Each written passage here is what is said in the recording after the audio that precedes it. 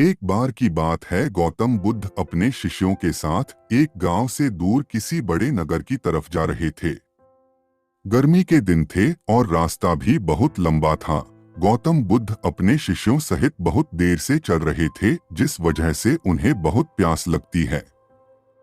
वहां से कुछ ही दूरी पर बरगद के वृक्ष की एक घनी छाव थी। सभी लोग उस वृक्ष के पास पहुंच जाते हैं। महात्मा बुद्ध अपने शिष्यों सहित वृक्ष की घनी छाया के नीचे विश्राम करने लगते हैं। बहुत देर से चलने की वजह से सभी का गला प्यास से सूख रहा था। यह बात बुद्ध जानते थे। बुद्ध ने अपने एक शिष्य को कहा, आप इस बरगद की छाया से 20 कदम दूर जाकर बरगद की 2 बार परिक्रमा करके वापस आओ। शिष्य वैसा ही करता है जैसा बुद्ध ने बताया। परिक्रमा के बाद जब शिष्य महात्मा बुद्ध के पास आया तो बुद्ध बोले कि क्या आपको किसी ठंडी हवा का अनुभव हुआ था? शिष्य बोला, हाँ महात्मा बुद्ध, उस उत्तर दिशा की तरफ से मुझे कुछ ठंडी हवा की अनुभव हुआ था। शिष्य की यह बात सुन महात्मा बुद्ध शिष्य से तुरंत बोले कि उसी दिशा में चले जाओ, जरूर वहां से कुछ ही दूर पर एक तालाब अवश्य मिलेगा। उस तालाब से सबके लिए पानी ले आओ। शिष्य उसी दिशा में जब कुछ दूर जाता है तो वहां सच में एक तालाब होता है। तालाब देख शिष्य बहुत प्रसन्न होता है और तालाब के निकट जाकर जैसे ही तालाब से पानी भरने वाला होता है, तभी शिष्य की नजर वहां दूर तालाब में कपड़े धो रही कुछ स्त्रियों पर जाती है। यह देख शिष्य मन में सोचते हैं कि यह पानी तो गंदा हो गया है। लेकिन जब शिष्य ध्यान से तालाब के पानी को देखते हैं कि अभी भी तालाब का कुछ पानी साफ है, इतने में 2 बैलगाड़ी जोर से तालाब के किनारे से होती हुई निकल जाती है। बैलगाड़ी के पहिए तालाब की मिट्टी के ऊपर इतनी जोर से निकलते हैं कि तालाब के नीचे बैठी बहुत सारी मिट्टी तालाब के ऊपर आ जाती है, जिस वजह से तालाब का बचा हुआ पानी भी गंदा हो जाता है। यह देख शिष्य बिना पानी लिए क्रोध में महात्मा बुद्ध के पास वापस चला जाता है। शिष्य बड़े ही निराशा भाव से महात्मा बुद्ध को सब बात बताता है। शिष्य की बातें सुन सभी शिष्य बोलते हैं कि हमें तुरंत यहाँ से निकलना चाहिए, किसी दूसरी जगह पानी की खोज करनी चाहिए, वरना प्यास के मारे जान निकल जाएगी। इधर महात्मा बुद्ध सभी को शांत होने के लिए कहते हैं और बोलते हैं कि धीरज रखो, कुछ देर यही बैठो, उचित समय आने तक संयम बनाए रखो।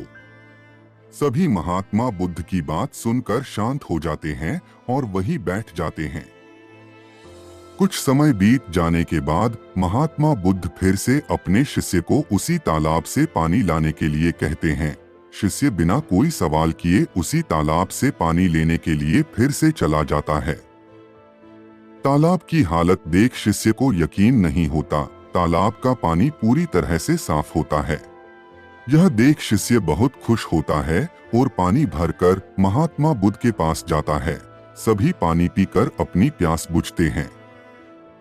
लेकिन अभी भी सबके मन में ये एक सवाल था कि आखिर यह चमत्कार हुआ कैसे? तालाब का सब पानी तो गंदा था। उन्हें लगा कि जरूर ये बुद्ध की शक्ति है। इनमें एक शिष्य ने यह सवाल महात्मा बुद्ध से पूछ ही लिया कि यह चमत्कार आपने कैसे किया?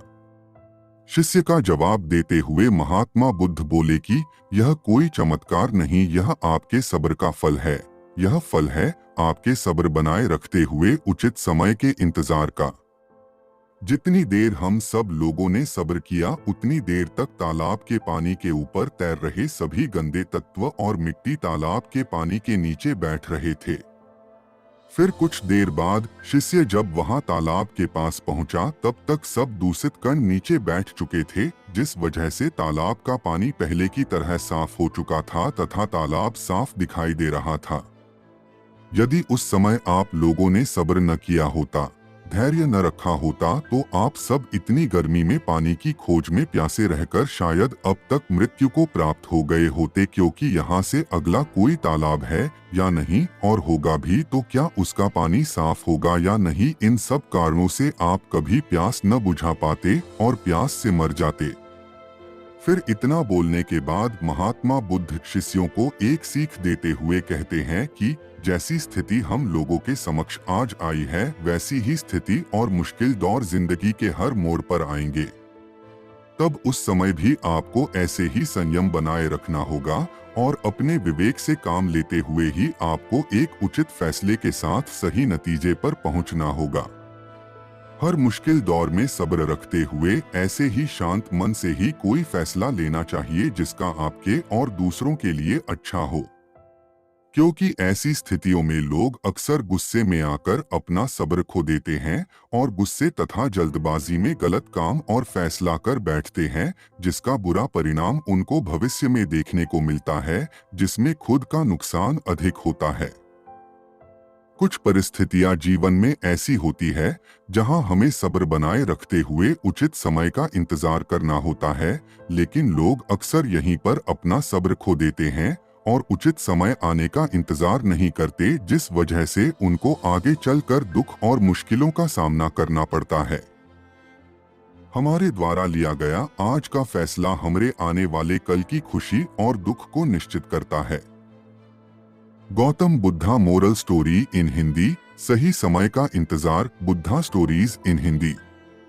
बुद्धा स्टोरीज इन हिंदी से हमें अपने जीवन में बहुत कुछ सीखने को मिलता है।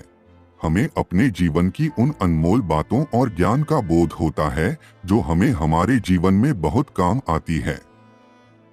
अक्सर इंसान जिंदगी में आने वाली परेशानियों के बारे सुनकर बहुत परेशान हो जाता है, तो ऐसे में हमें ऐसी बुद्धा स्टोरीज इन हिंदी से बहुत कुछ ज्ञानवर्धक बातें सीखने को मिलती है जो जीवन की मुश्किलों का सामना करने की ताकत देती है।